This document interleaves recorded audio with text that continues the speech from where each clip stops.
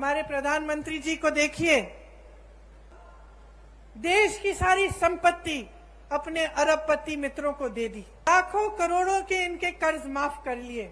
जब किसानों को के कर्ज को माफ करने की बात उठती है तो कहते हैं कि पैसा नहीं है। यहाँ छत्तीसगढ़ में कांग्रेस की सरकार ने कर्ज माफ करने का काम 24 घंटों के अंदर अंदर किया। क्या किया? प्रधानमंत्री जी अपने लिए दो हवाई जहाज खरीदते हैं। 8,000 करोड़ का एक हवाई जहाज अपने लिए। सुन लीजिए, 20,000 करोड़ का नया संसद बनाते हैं, जबकि एक अच्छा खासा संसद हमारे देश में है। 27,000 करोड़ का एक यशोभूमि नया बड़ा हॉल बनता है। और जब ओपीएस की बात होती है, पेंशन की बात होती है, आप सरकारी कर्मचारी हैं, यहाँ खड़े हैं, जब आपके पेंशन की बात होती है तो क्या जवाब देते हैं? कहते हैं कि पैसा नहीं है। तो अपनी शान बढ़ाने के लिए, अपनी आन बान शान बढ़ाने के लिए, बड़ी बड़ी इमारतों को बनाने के लिए पैसा है। अपने उद्योगपति दोस्तों के कर्ज माफ करने के लिए पैसा है। अपनी देश की संपत्ति को अपने उद्योगपति दोस्तों को सौंप सकते हैं, लेकिन आपका पेंशन नहीं दे सकते। देश का किसान आज मात्र 27 रुपए एक दिन में कमाता है।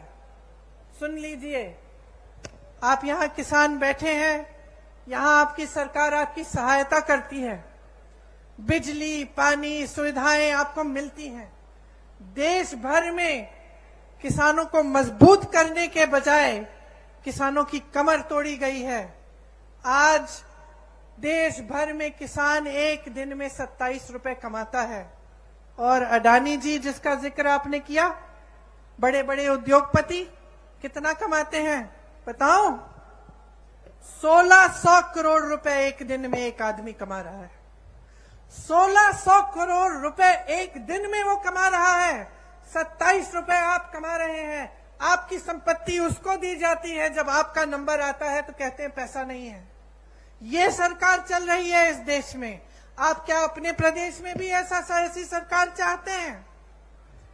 क्या आप अपने प्रदेश में एक ऐसे मुख्यमंत्री को लाएंगे जो सबसे पहले अपने लिए सारी संपत्ति बटोरने का काम करेगा और आपके हाथों में कुछ नहीं देगा?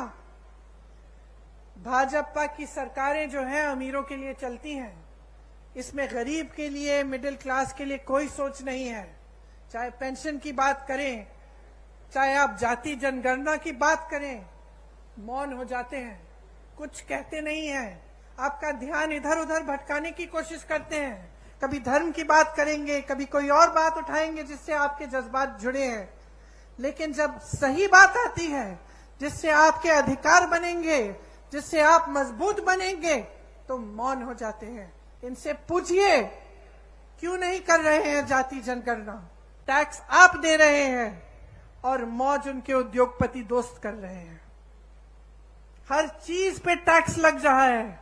इनका कहना है कि हम राशन आपको मुफ्त दे रहे हैं, लेकिन मैं इनकी राज बताती हूं आपको। आज कांग्रेस की सरकार में आपको 60 रुपए का राशन मिलता था कि नहीं मिलता था?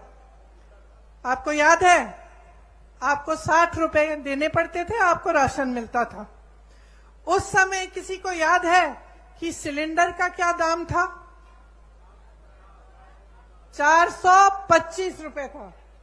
425 रुपए का सिलेंडर था, 60 रुपए का आपको राशन मिलता था। तो 485 रुपए में आपको राशन भी मिल जाता था, आपको सिलेंडर भी मिल जाता था। ये सही है कि नहीं बहने? सही है।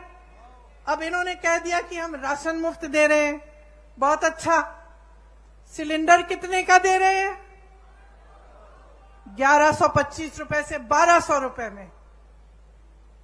समझ रहे हैं आप कि आपके साथ कितना बड़ा धोखा हो रहा है?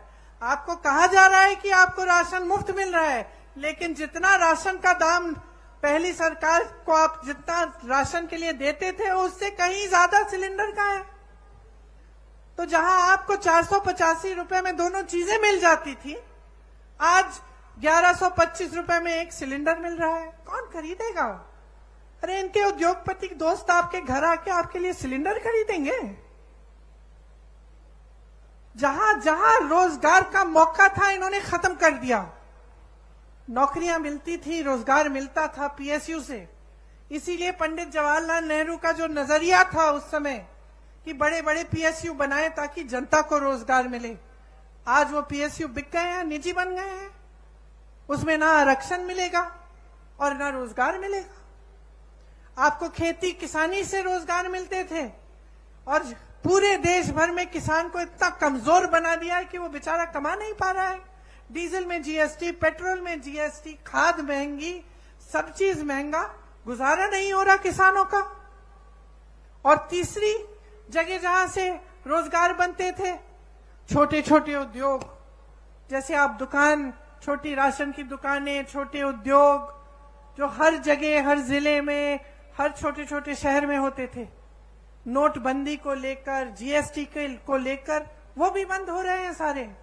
तो रोजगार देंगे कहां से ये लोग? इनको कोई दिलचस्पी नहीं है आपकी भलाई में। ये सिर्फ चाहते हैं कि सारी देश की संपत्ति इनके बड़े बड़े उद्योगपति दोस्तों को मिल जाए ताकि उनके जरिए उनकी पार्टी में डाला जाए और चुनाव पे वो पैसे फेंक फेंक के चुनाव जीत सके। ये उनका मकसद है, सत्ता में रहना। और जो नेता सिर्फ सत्ता में रहना चाहता है और वो ये नहीं समझता कि सत्ता देने वाली पब्लिक है, तो वो नेता पब्लिक की भलाई कभी नहीं कर सकता। आज बघेल जी ने कहा कि यहां पे प्रधानमंत्री जी आकर कहते हैं कि अगर देश भर में धान खरीदी का सबसे ज्यादा यहां पे दाम मिलता है तो उनकी बदौलत है। अब बताइए, ये जब प्रदेश सरकार काम करती है तो उसका श्रेय भी लेना चाहते हैं। इससे उनकी नीयत दिखती है। मैं उत्तर प्रदेश से आती हूं, मैं इनसे पूछना चाहती हूं, बनारस में धान खरीद का क्या दाम है? बनारस तो इन्हीं की जगह है, वहीं से चुनाव लड़ते हैं। क्या वहां पे दे रहे हैं जितना यहां छत्तीसगढ़ में मिल रहा है आपको धान के लिए? मैं पूछना चाहती हूं कि उत्तर प्रदेश में 1200-1400 का दाम क्यों मिल रहा है? फिर अगर आप ही देने वाले हैं तो सबसे पहले तो अपनी जगह दीजिए ना बनारस में। जगह जगह जाके प्रधानमंत्री जी कहते हैं कि मेरा गारंटी, मोदी का गारंटी। और दुनिया क्या कहे? क्या कहे दुनिया इस मोदी जी के गारंटी का कि जब आपने 15 लाख का गारंटी दिया था, हमारे खाते तो आज तक खाली हैं। ये आपका गारंटी क्या है? आपने कहा था कि आप करोड़ों रोजगार देंगे, क्या हुआ? तमाम नौजवान बेरोजगार खड़े हैं आपके केंद्र सरकार में, इतने पद खाली हैं, आपने भरे ही नहीं। कहां गई आपकी गारंटी? कौन सी खोखली गारंटी है? आपने कहा था बेरोजगारी को मिटाएंगे, आज 45 साल में सबसे ज्यादा बेरोजगारी हमारे देश में आपकी बदौलत है। जब आपसे सवाल पूछे जाते हैं तब आप कोई नई गारंटी निकाल देते हैं। ये ऐसी बात है कि आप जब दुकान में जाते हैं और कुछ खरीदते हैं, दुकानदार आपको चाइना माल दे देता है, कहता है कि इसकी 10 साल की गारंटी है। घर जाते हो 10 दिन में टूट जाता है।